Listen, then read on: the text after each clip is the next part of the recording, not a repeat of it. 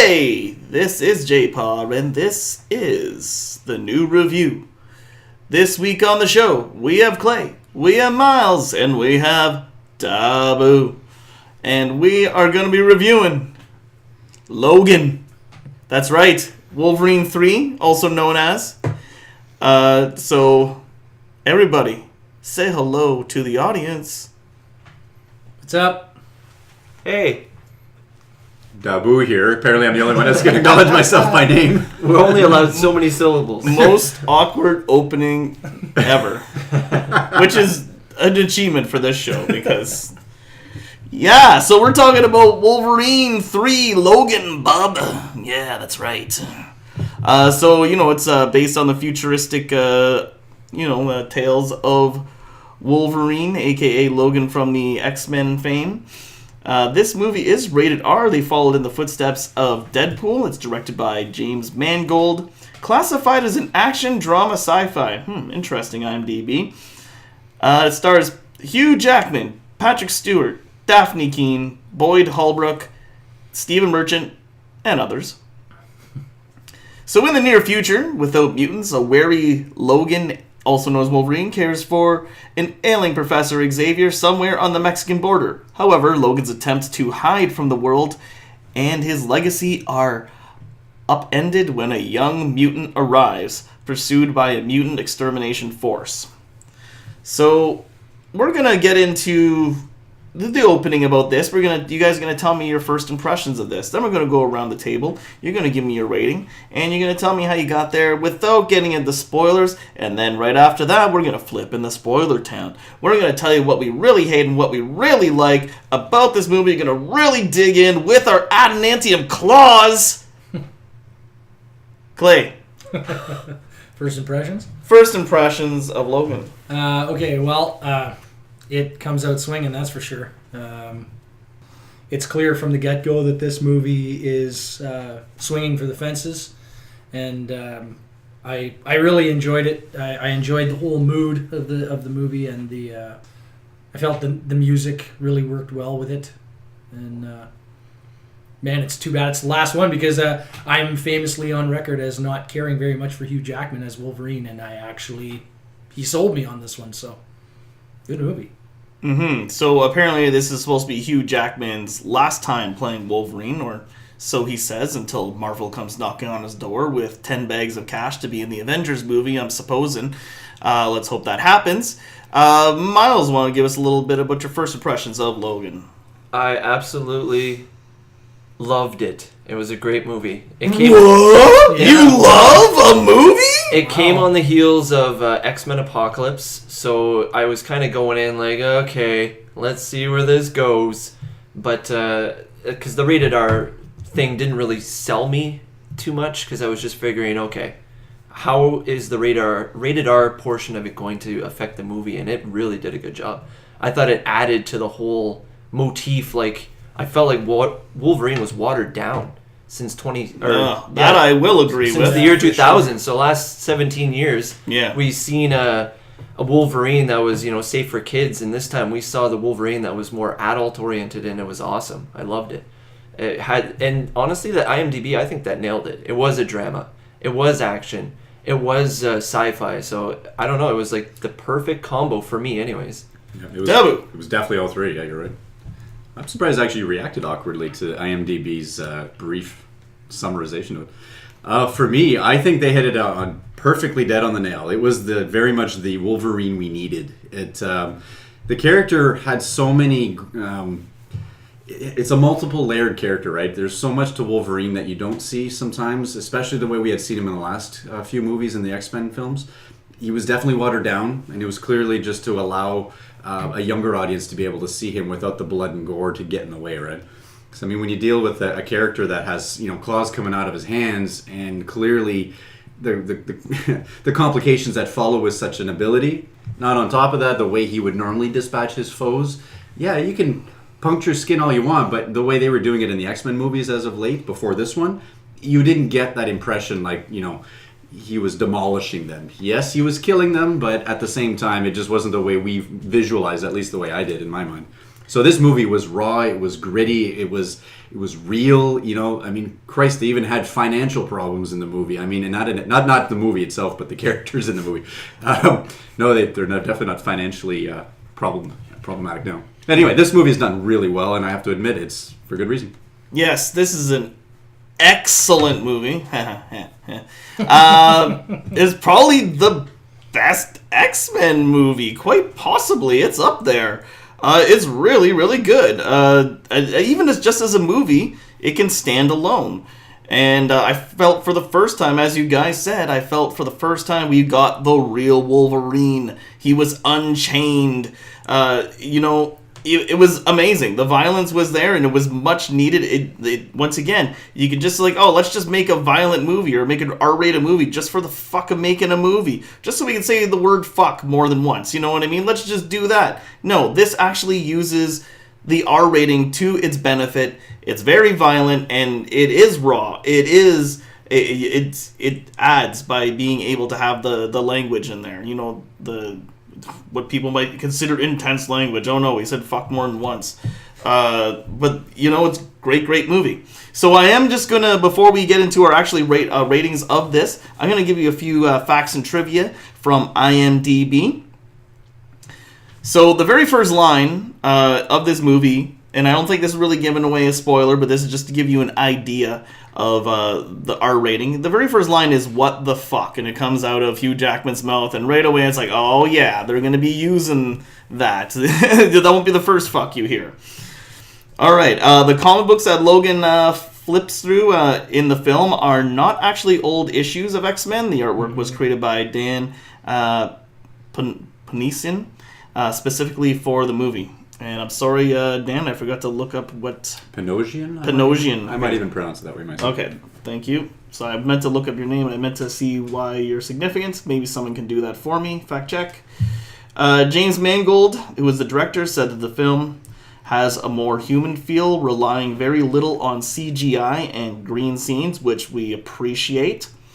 Director Mangold, again, stated that the film is set in 2029 to avoid any conflict with the timeline established in X-Men Days of Future Past, but that his goal was to make a standalone film that was not bound to a continuing previous storyline or setting up sequels. Once again, we appreciated that. Yep. Now, this is the 10th feature film of the X-Men series. So you just brought up... his name, right? Yeah. What did you want to know about him?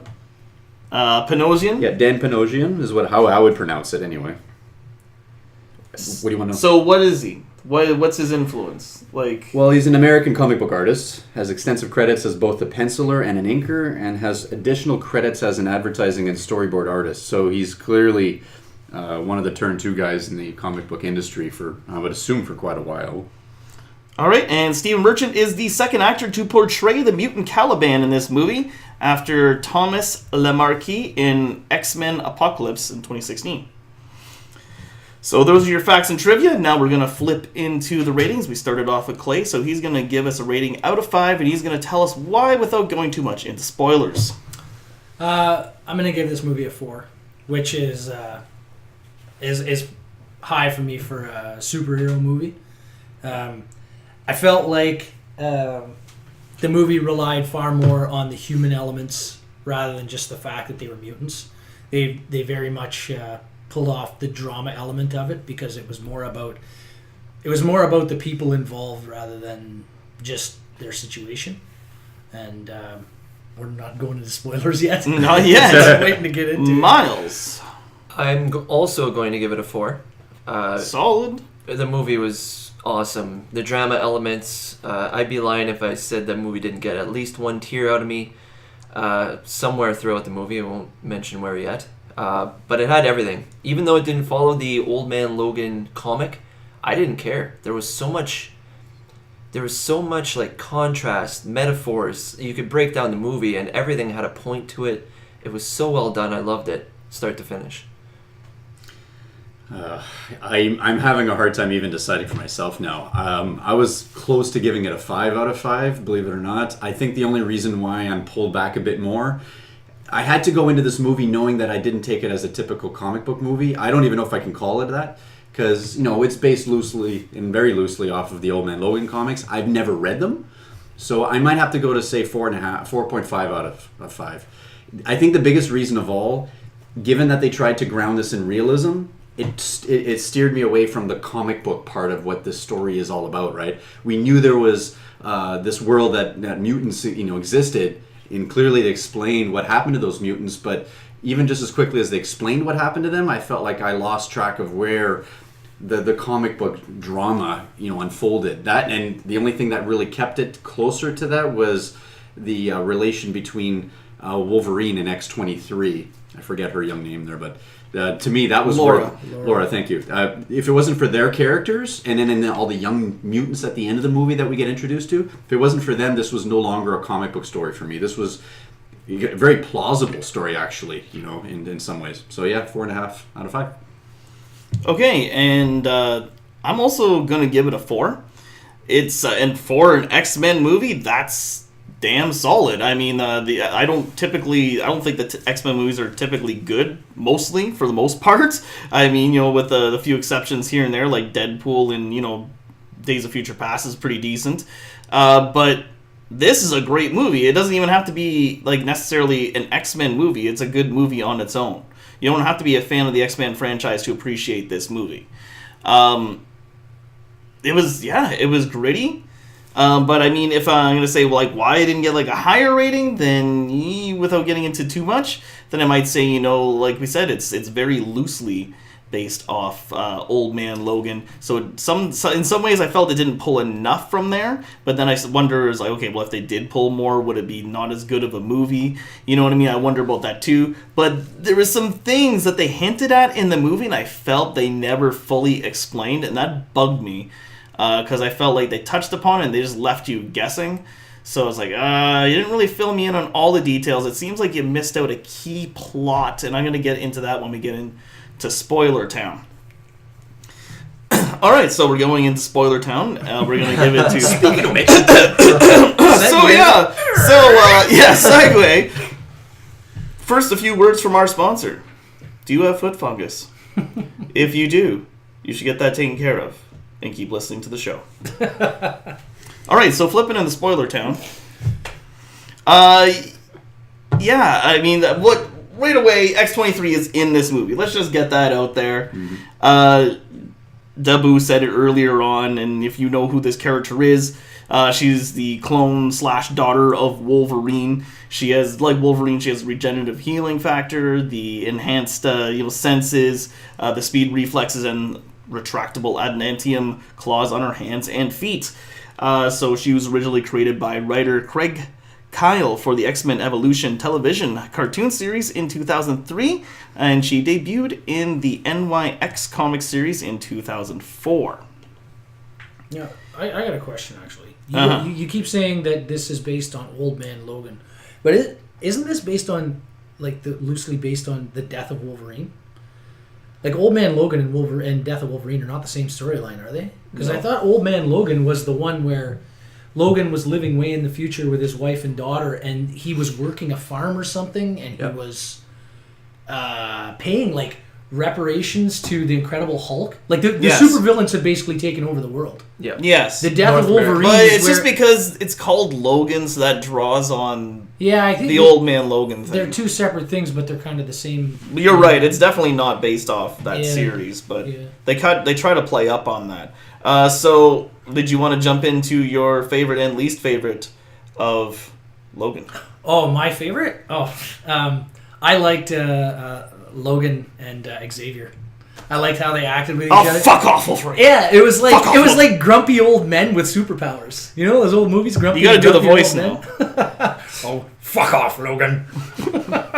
Where are you taking me?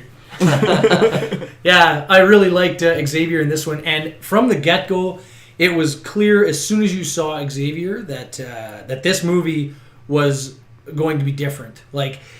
And that kind of goes into my least favorite part, is the fact that the characters in this movie are far more human, but they seem they seem far removed from the characters that they established in the earlier movies.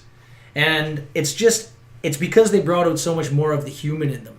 Like, there is a long period of time that passes before the point when this movie takes off that it's clear that those characters have gone through those changes, like through some... They've seen some shit, man. Yeah, they're older, but they're not necessarily more mature. They're just old and they're spent. And... Hey, you try being in a world without mutants when you're like the only... Yeah, I totally get that. And I feel two like or three left, you know? And one of them is Caliban. Like, crap. Yeah, that sucked. They kind of glassed over... I felt like he was a bit of a plot device, but they kind of glassed over like the fate of an entire world of mutants and just focused on Wolverine and Xavier.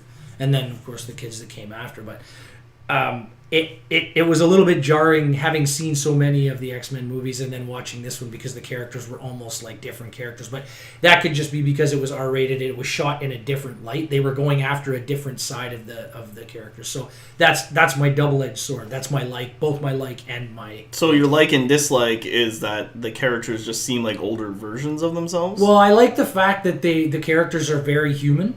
Okay. That they humanize them. I mean, Wolverine has been an animal his entire life. Yeah. Like, he is a feral man. And the movies, it's odd because the movies have always watered him down. But in this movie, he seems less animal than ever. Even though he's hacking and slashing people, cutting them up, and there are some awesome kills. Yeah, there is some decapitations. But my point is that he's more human than ever. But they seem kind of different than the characters that they established before. Okay. And Myles, what is your favorite and least favorite of Logan? God, there's so much to like. But I like the human element, like you said. I really enjoyed that. I would probably have to pick the metaphors in the movie. So you have Wolverine raising this little girl who's basically him when he was younger, and he's seeing this in a different light now on the outside looking in. And he's slow, like the whole buddy relationship with him and Xavier was awesome, but him with X-23 and seeing how she was dealing with like being a mutant and forced into this world where people hate mutants, and she's like a trained assassin. She can basically clear a room, John Wick style, no problem. But Wolverine's trying to protect her from that, and then there was just so much in the movie right to the end, like him and X-23. I would almost don't want to say what I want to say, but it was so nice to see all these contrasting between Wolverine, X-23, and the secret weapon that I almost don't want to say it because I want it to be a surprise to people, but there's a little... There's another character in here that they didn't show off in the trailers. No. So we're about to hit spoilers heavy here. Yeah, well, aren't we in Spoiler Town? We are in Spoiler Town. Yeah. Okay, so that was kind of like the double-edged sword for me. When I first seen X-24, they labeled him. Dark Wolverine. Dark Wolverine. I was looking at him like, I don't know how I feel about this. But then it was awesome. Yes. Because they took the feral, the completely animalistic, crazy animal. He was T-1000. What I liked... He was getting that's shot. exactly how I felt about it. He had no emotion. It was kill. I have a directive. Yeah. I have a directive. I'm going to fucking kill you because you're in my way of bringing X-23 to where she needs to be. And he was the younger, better version of Wolverine because Wolverine's healing wasn't working. Exactly. His claws weren't coming out as fast. It was so awesome to see and then them meanwhile, fighting together. Here comes Dark Wolverine, snickety snick, bub, no problem. Seeing X-23 go up against him, and she's just going to town on him, just jabbing her nonstop. claws. I'm just sitting there, I'm getting chills just talking about it. I know. All the claws being stabbed in everyone's amazing. That was a metaphor. It was like Wolverine, he's not that person anymore, but he's got to deal with that. And it was just seeing all the different ways that he had to deal with his feral side through X-23, through X-24, and then at the end, he finally got like peace, and it was through being himself. He had to kill again one last time. And it was good. The bad, though, and there is some bad, like it's not a perfect movie. The end of X-Men Apocalypse, they tease you with the Essex Corporation. It's like, okay, they're going to introduce Sinister and all the cloning, because that's Sinister's deal. Little comic book lore there. And that wasn't there. And No, they did not touch upon that at all. They had transgen and Rice or whatever the hell that bad guy's name was, Yes, and it was it's kind of like, Dr. hey, Rice. did I kill your dad? Yeah. He was an asshole, right? Yeah. Oh, okay. And that was it. I needed more. And Dr. Rice, for the record, is not Stryker. He's not related to Stryker. Yeah, he's another scientist that worked on the project. Stryker was like the head of the project. Dr. Rice was assigned. That was kind of... I got confused there. The Weapon X program. That kind of took the wind out of the sails a little bit for me right at the end of the movie, which was a little unfortunate because I felt really like did go down like that. If he would have like just morphed or something, because Sinister can change his appearance. If he would have like changed, hey, I'm fucking Sinister, gotcha. Yeah, but then that would have been awesome. Now you start falling onto the problems. Like people can be like, "Wait, what?" Well, here's the problem for me: guy? is where do the movies go from here though? After this one, because it's so good, I'm in it again, but I don't know where it goes from here.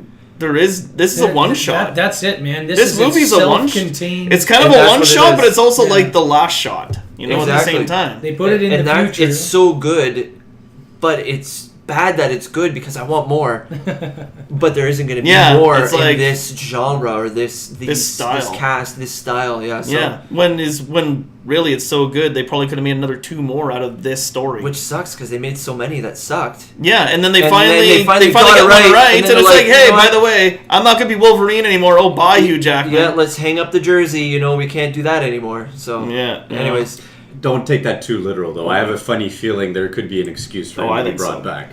They've brought back worse. I honestly think Marvel's going to work it. I'm hoping Hollywood will surprise me with some kind of. But they don't have to place it after the Logan either. They can place it before. Like they put that movie far enough. But if he's in the Marvel universe, it doesn't matter because it's not the same continuity anyway. No. But as soon as you see Hugh Jackman in the Marvel universe, you know who he's supposed to be. But you don't have to put any yellow spandex on or even give him claws. You know who he's going to be. Yeah, the old man Logan. The old man Logan story was also an alternative reality. Yeah.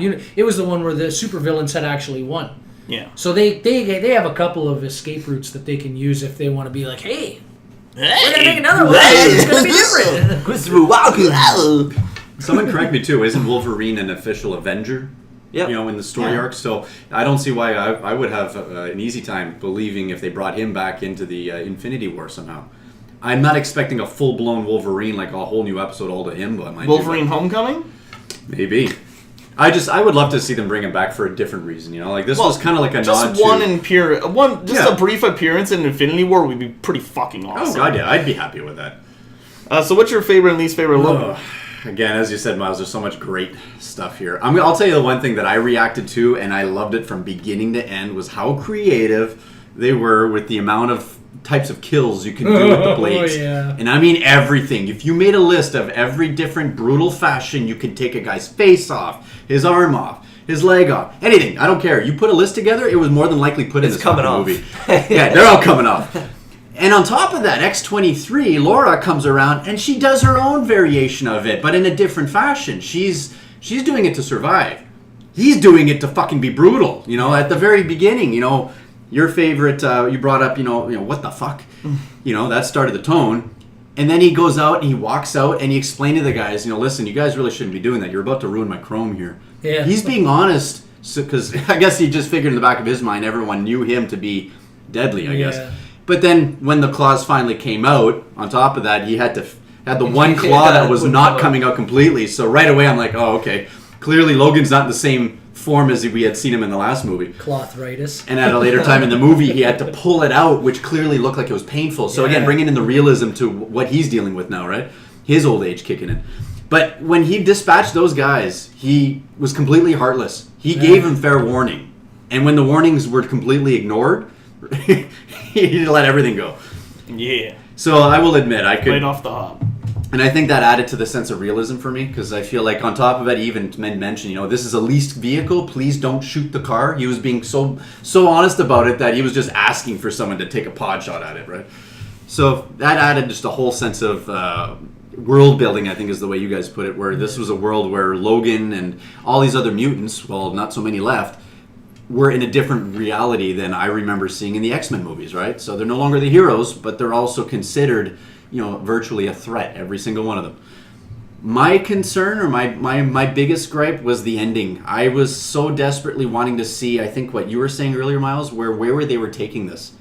I got that the Young Mutants were running for Canada. Good choice, by the way. Yep. We don't know who's waiting for them, but we hear the voice of a young woman. And that this mention of Eden was kind of like a complete letdown. Wait, I don't remember that part. Yeah, right before they left, he was on the CB in the tower. And they were given the coordinates. He was giving him the coordinates for the Canadian border. They were given the okay that they, in other words, they were acknowledging to them, say, listen, we're waiting for you on this end. We're ready. My question was, well, who was that? And more importantly, what's waiting for them in Canada? It's just a goddamn country. It's not like they have a huge facility waiting for these mutants. So clearly there's a team of someone. Maybe they got a new Weapon X program. My theory was that it was Alpha Flight. Alpha Flight. That's my theory because it made perfect sense. But that's part of why I wanted to see an ending where I got a really good glimpse. Even if you got me thinking a little bit more, that's fine. But we didn't get much of a glimpse. All we got was that voice on the radio acknowledging that, okay, kids, come on over. We're ready. That's it. That's all I got. So I feel like if they were to give me a bit more to hint at something that made me think potentially, and are those kids that would have been great. And are those kids gonna be? Are they gonna be the new mutants? And are they gonna have a story based on them? That's what I want to know. And that's the thing. From what I remember and what I'm reading, because I'm not a comic book follower myself, but from what I understand, these new mutants, these young mutants, don't seem to all carry those powers completely from the New Mutants from the comics. Mm-hmm. There's some similarities, I guess you could say. So are they just recreating a New Mutant team? I don't know. But again, there wasn't enough for me to feel like, okay, I know where they're going with this in this next film. Jpar, you had it right. This was a one-off movie where I needed to get the Logan or the Wolverine that I desperately needed. I was satisfied. I was totally satisfied. On top of that, I got an Xavier. Yeah. That gave me a totally different impression as to, if a guy was old and senile and you had his level of abilities, I'm sure I'd be probably just as... Oh, fuck off, Logan. Yeah, I would probably be just as jaded for all I know. But I just love that I got to see a different side of Xavier too. But Logan was done right, and again, X-23 and her team, I'm curious to see what they'll do with it. But again, that ending could have been so much better. All right. I'm guessing they won't do anything with it because every time they set something up in an X-Men movie, they never follow through with it, i.e. Sinister, now New Mutants. Oh, fuck. The list goes on and on and on. If you watch any of the movies, I'm like, okay, they could do this. Even X-Men Apocalypse, they set some stuff up. There's stuff they could do there, and then it's like, are they doing it? I don't know. So, anyways, I'm going to get into my favorite and least favorite. My favorite was the art tone. Every time, and I noticed this right off the hop, because this is something I really, really like about this movie.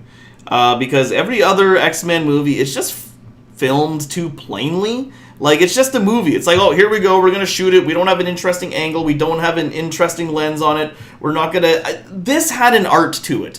This was, like you said, the metaphors. Like, they tried to paint pictures. They did something different with this X-Men movie. And it was the human feel, like the more human feeling to it, maybe. But I just noticed this had an art tone, and where none of the other X-Men movies do. I find this one really, really did have a strong art tone to it. So it had its own style. Loved that.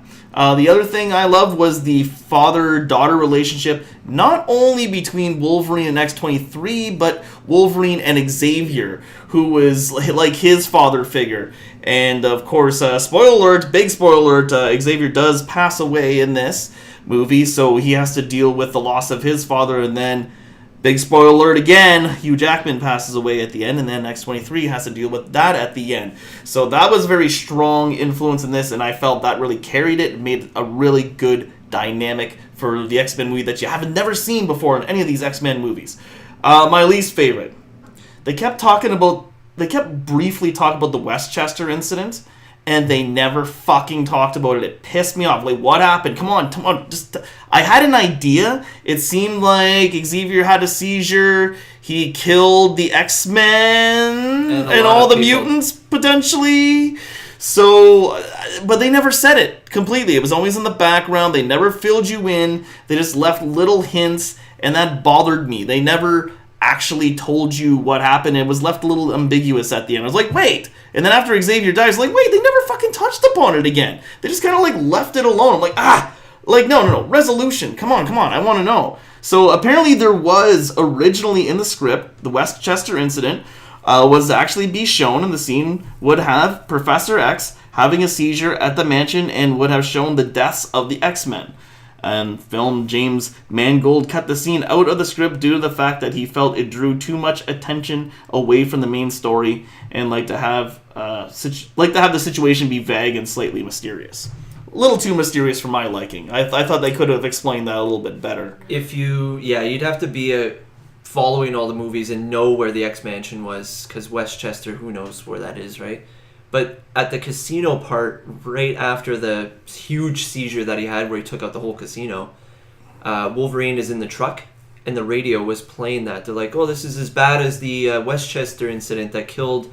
So many years ago. Yeah, so many years ago, X amount of mutants and 300 humans. So it went like pretty far past the mansion. And I think that they didn't go into it too much too, because Xavier, when Xavier remembers the incident, he points it out to Logan, and he's asking, like, were you just trying to protect me? Like, why wouldn't you tell me what happened? Logan went out of his way not to tell him. Yes. So he was clearly sparing Xavier the pain of knowing that he had killed all of those people. Well, I understood that. Well, that's what you're supposed to take away from it. Is that the impact of But the once event. again, it doesn't explain. They just touch about one thing, and the thing is, like, I am thinking about a much grander story of, like, an old man Logan, like, from the comics. So I expect a few more details, like, how did we get here? And that's one I thought they chinced out on. They could have really elaborated on that just a little bit more. Tell us firmsies so we fucking know what happened. I think it's more about the impact of the event than the details of the event. I think I know what you mean. We don't need to see them dying from that event. I feel like if they would have given us more details, it would have been enough. You're right. Yeah.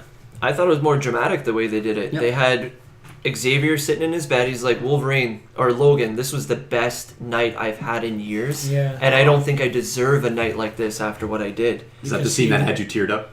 Yeah. Well, it didn't help that he looks just that like my grandpa. That was a big shocker. Yeah. That was a big shocker because then when Dark Wolverine sticks the claws in him. Yeah. And that's the last thing he sees. Yeah. And then I heard people in the theater like, what's going on? Like, people were confused, and I knew right, I'm like, that's not him. And right away I'm like, oh, it's Dark Wolverine. I was like, okay, you got me, guys. You didn't give everything away in the trailer. Mm-hmm. Yeah. Once again, because I am a comic book fan, I did pick up on that. So you said that Xavier, that was the last thing he's seen. I think he was still alive when Logan himself truly walked up to him, and I think first thing out of his mouth was, "It wasn't me." I think he even said that. I think that's when that really hit me. I'm like, holy crap. I mean, the level of emotion was on so many different levels. I didn't know what to do with myself at that point. I think I was squirming in my seat when that scene happened. Like, I don't think there's any X-Men movie that'll make you feel anything, to be honest. But this one will fucking kick you in the heart. I don't know about you guys, but my theater, you could have heard a pin drop through the whole thing. Nobody cheered, nobody laughed, nobody said a thing. Even when the movie was over, everybody just kind of quietly stood up and walked out. I didn't hear anything. Like, I had laughs in my theater. Oh yeah, our crowd was good. With the whole banter between Xavier. Well, the banter, yeah, but I mean, like, as the movie got further and further in, and they did their Heart of Darkness, where they're going further up the river, and things are getting more and more messed up. That place got quieter and quieter. Oh yeah, like our crowd was pretty into it. Yeah. I honestly wasn't. Of course, we had some talkers behind us, but that's okay. They were just fans. They weren't being too annoying. I think and when you're in a theater, let's get some etiquette here. Let's talk about theater etiquette. Don't kick the people in front of you. Okay? Period. That's it. How hard is that? Do they have to have a little advertisement at the beginning of the movie? Don't kick the asshole in front of you, because then that makes you the asshole. They do. You don't remember when it's one of those commercials? Kicksy... Don't be a Katie kicker. Yeah. Because that's what I had in my theater. I had some bitch hitting my goddamn seat the entire movie. Oh, is this a chair in front of me? And she's not even that big. Like, I look behind me, I'm like, how are you reaching this seat? Like, she's like, I don't know, like, getting right into it. Like, I really gotta kick this guy. Right, enough about the review of the other people in the... Anyways. So, is there anything else we want to touch upon in this movie? Throw the comic books aside. It's not Old Man Logan. It's not even Death of Wolverine. No, it's their own... Yeah, it's their own story made out of this X-Men continuity that Fox made. Really good. Go see it. There are a lot of small things. Someone has to explain to me, that character that everyone seems to wish they would have done more with. What was his name? The albino? Caliban? Yeah. He detects mutants, right? He can find them? Yes, he can smell them. Okay. So why is he so relevant, and why is he one of the few still left with Xavier and Logan? Why he came to them after, and that's what I was saying in my first impression, is that Caliban was a plot device. They needed a way to be able to track Wolverine and Xavier, and it was the easiest way. In Apocalypse, that's the one that Apocalypse and Storm and them go to find, and then they find Psylocke there. Yeah. Right, okay, and I get that, but I just don't understand why he was such a relevant, other than being a plot device, so to speak. Do you mean like comic relevance? He was a part of X-Force, the original, X-Force? Not X-Force, X-Factor. He was part of the original X-Factor, and he was actually, I think he did betray them. Like, I think he betrayed them to Sinister or something like that. Apocalypse. Not exactly he became one of the Horsemen. He strikes me as more so a villain. Maybe the way they portrayed him in Apocalypse. Yeah. So now all of a sudden I feel like, okay, now they've taken a villain and they've but he was also beat a him good up guy for so a bit much too. That he feels no. I guess he's got nothing better to do than to be on the side of other mutants to help survive. What do you do? The enemy of my enemy is my friend. I mean, when there's no more mutants. There was even mistrust between Xavier and Caliban at the beginning of the movie. Like, he says, "Don't leave me with that damn albino." Like, he doesn't care for him very much, but they're kind of like, well, this is what's left, so let's. Yeah, they're like the only 3 mutants that they know of. Yeah. Until X-23 comes along. Was he always sensitive to light? Has that always been a thing? Yeah, I'm not familiar. I'm not really extremely familiar with him. He is. He's got a skin condition. He can't see the sun. Okay. So I thought that was a little bit kind of. I guess it was a convenience that I was worried that they just thrown in there to say, oh, okay, well, his weakness is sunshine. Oh, lo and behold, we got plenty of that around here. It's just, I guess for me, I wasn't familiar with the character enough to see the relevance of him or how important he was. Clearly, him detecting mutants, that's a very important thing, especially if you're a human. Down to the nitty gritty. Yeah, the organization trying to hunt down mutants. Well, clearly it made sense that they had hired him to find the mutants, and I guess to an extent it makes sense that he would have at one point broken all ties and said, fuck it, that's it, I'm no longer that's what they helping said in the movie. It's like, you did this for us before, so we're going to get you to do it again. Yeah. I like how they kind of hint at stuff, but they don't, like you said, Jay, they keep some stuff ambiguous. Like the fact that Wolverine's adamantium is maybe poisoning him, like as a side effect of an imperfection of the adamantium bonding. I thought they touched upon that the bullet that got shot in his head in Wolverine Origins is actually what's killing him. Like you did say that about the adamantium. You did say that about the adamantium, but I think you also said. I don't know if he was referring to the bullet or not, or just the adamantium. No, he kept the one bullet though. But then there's that, and then there's the transigen guys. If you notice, a bunch of the transigen guys are cybernetically enhanced. They have an led arm by Pierce, or a leg, who was an X-Men character. The Reavers. Yes. I can't help but think that possibly they lost a lot of their body parts due to either Wolverine or X-23. Yeah, you know what I mean? Like, they're not enhancements; they're replacements. It's clear from the get-go that she has an attitude problem, and I imagine that because they know, like right at the beginning when they confront Logan and Xavier at the silo, he's like, "Whoa! She's walking towards him like, okay, Laura, okay. No, just take a step back and relax, because they know what's going to happen." I think it was the way he was saying it too. Come on, girl, don't do it. Don't. Okay, never mind. Sick her. Instantly realize, okay, there's a line to draw there. There's that and that, and then, like I said, there's some stuff that they kind of leave up to your imagination. Basically, they don't give you full disclosure, and they don't smack you upside the head with every little. They don't hold your hand through the plot, and they kind of let you. You're like, the light bulb came on a couple of times, and I thought that was kind of... that's the first time that's happened for an X-Men movie. I don't know if any of you actually... Well, not the first time, but not often. I'm sure a lot of you probably, clearly noticed, but I feel like for X-23, I was really impressed with how they went a whole lot further than I expected. She's not a young girl. You almost had to expect her to be a young adult, because she had grown up in an environment that forced her to defend herself tooth and nail, and still was forced to go under the knife and so on and so forth, that by the time she escaped, she even acknowledged all the English being said around her, but she would never respond. Yet at the same time, she knew it wasn't right to steal. She just didn't care, because she needed to survive. She just, she's finally out and free, so she did whatever she wanted. And then when she had that conversation of, how do you live with the kills? You don't. She almost had to come to that realization at the end at the eulogy, I guess, at the end when they were burying Wolverine. I got this really strong impression, like, holy crap, this really is a clone of Wolverine, to the point where she's really just a younger version of him. Yeah. But she went through everything that he did in a shorter period of time and then let loose into the world. That's pretty fucking dangerous. That's a character you really got to watch out for. Yeah. So- She would need guidance. And that actually, I think we haven't touched upon the little actress either, Daphne Keane, who I thought played the role of X-23 very well. It's always such a fine line to draw when you're doing a child actor. So I wasn't sure how I was going to take her. I was like, okay, well, she's got the emotionless thing going on. So I guess she's okay. If she can just carry this on through the rest of the movie, then it's fine. But later, her character does show emotion, and we're like, oh, okay, this character is adaptable. Like, I like this. Okay, this actress is doing a good job. Her and Wolverine, or her and Logan going head to head there too. And then she starts punch him in the face. Oh, she really is his daughter. Like, very stubborn. Like, you get to see a lot more of him too. And actually, after Xavier dies and they have the funeral and the truck won't start. Yes, and he loses it. He beats the shit out of the truck with That his shovel. was awesome.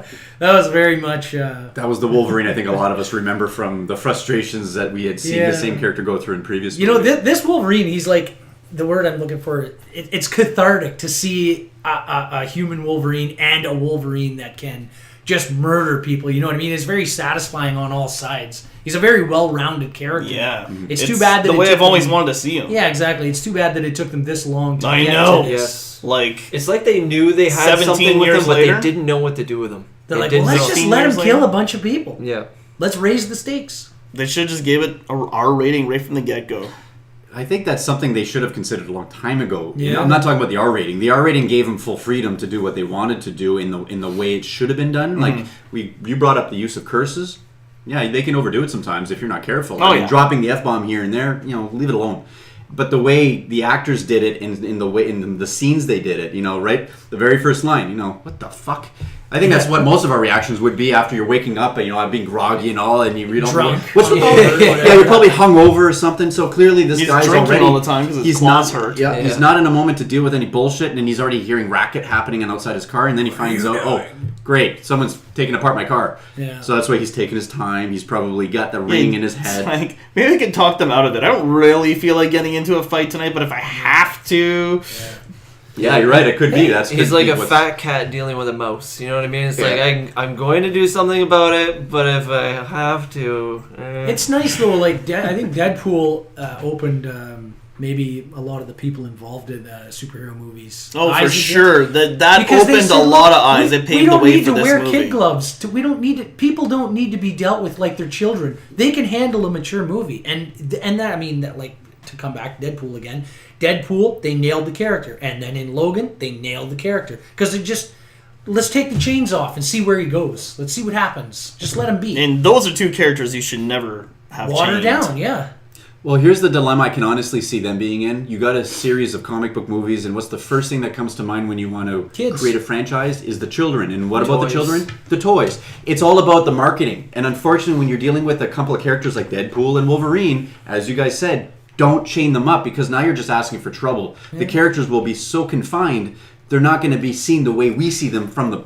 Even myself, I'm not a comic book fan, and I know what kind of character Deadpool and Wolverine are both. They're both dicks. The Merc with a mouth. They're both, yeah, and one's even more so than ever. And the old knucklehead. They're both immortal to an extent. That adds a whole other level of type of personality that comes with such a character. I mean, you can't say the same about Storm. Even Xavier, he's quite powerful, along with Magneto. But he's not But invincible. they're both mortal. So there's still that level of, they could be dispatched at any point. So they still have to, draw a line in the Senate, on how they react to everyone. Mm-hmm. Wolverine, on the other hand, just doesn't give a rat's ass. He's been around for so long. I think the difference in this case, you added that mortality to his character. He is now no longer healing the way he used to. Yeah.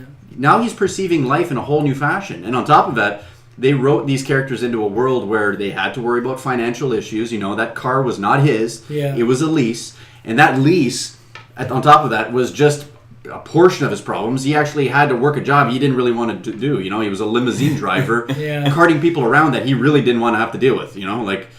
it was unbelievable that they tried to give me this character and shove him in a world that I didn't expect him to be in. Yeah. Same with Xavier. You know, I get that if he was that much of a threat, and what do they call him? He was a weapon of mass destruction because of how powerful he had become. Only because of that one incident. It's not like he had purposely done it, but because his mind is capable of it, now he's a threat. I get that. Now the rest of the world's going to view him as a problem, no longer a solution. So, they're all very good points. Touching upon, the whole marketing the kids thing, it's funny you mentioned that, because if you look at, like, the toy brands that were out in the 80s, they're all from, like, rated R movies. You had Terminator, you had Aliens, there was freaking... Yeah, it's He-Man, I never thought He-Man of that. was apparently loosely based on Conan. Right, exactly. And just, I mean, it's funny. RoboCop, that's violent. Oh, yeah. Yeah, you know what I mean? Peter Weller getting wasted at the beginning of RoboCop was, like, traumatic. And yet they made tons Like, of they come toy apart. lines off that stuff. Like, what? Just stick with what works, guys. Don't fuck around. I still prefer the acid bath scene. I don't even remember. Oh, yeah, I remember I that. just remember. All right, so any final comments before we close out of this review? But don't worry, we're going to be sticking around because we're going to be doing After Hours. That's right, we're going to be talking about the best X-Men movie, of course, and a few other things. So you're going to want to stick around for that. But closing comments for Logan, guys. If you're a fan of movies or superheroes, whatever, just go see it because it's not just a good movie about an X-Men, about the end of the X-Men. It's a good movie about people. I agree. I'm a comic book fan, and I was worried about the X-Men franchise, but I feel like this just kicked it right in the ass where it needed to be. Sorry, I actually ran down to Comics North, which is our local comic book shop here today, and I had stopped buying Wolverine comics when I was 18, 19 years old, and I went in there and I bought the next 4 issues after the last ones I have in my collection. So I have actually started reading Wolverine comics again because of this movie.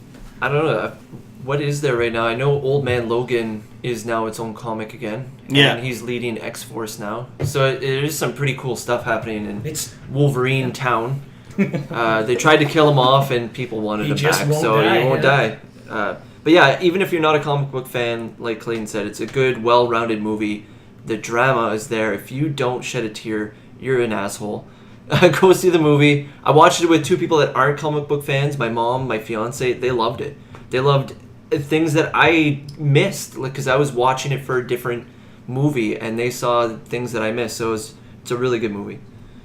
I think you guys did it perfectly fine. It's whether you're a comic book fan or not, this is a movie you have to see to get a proper understanding of why Wolverine is the lovable character and the character that we all expect, out of the comics. They did true justice with this one, guys. So if you want to get a true Wolverine movie, do it. Watch it.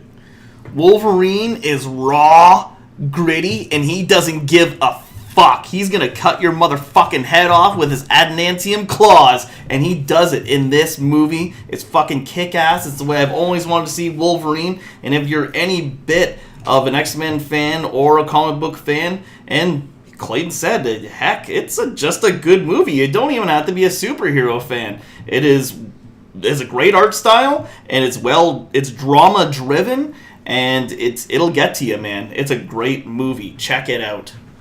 All right, so stay tuned because there is a part 2 to this. We're gonna go into After Hours, and we're gonna talk and argue a little bit more. But for the time being, you can check us out on Twitter at the Twitter. You can Twitter us twits. And it's at We Promise Nothing, drop the G. And you're going to check us out on Facebook because you like us so much. You're going to give us a big old like there. Don't forget to leave a comment below, like, and subscribe. This is Jpar signing out. Clayton slipping the surly bonds of earth to touch the face of God. Is that an LSD reference? Not using Myles' line. Myles leaving the building. Da Boo going bye-bye. And if you disagree with anything you heard on the show here today, you can leave a comment below. But as always, we promise nothing. Good night. Snick, snick. Let's go, bub. What the?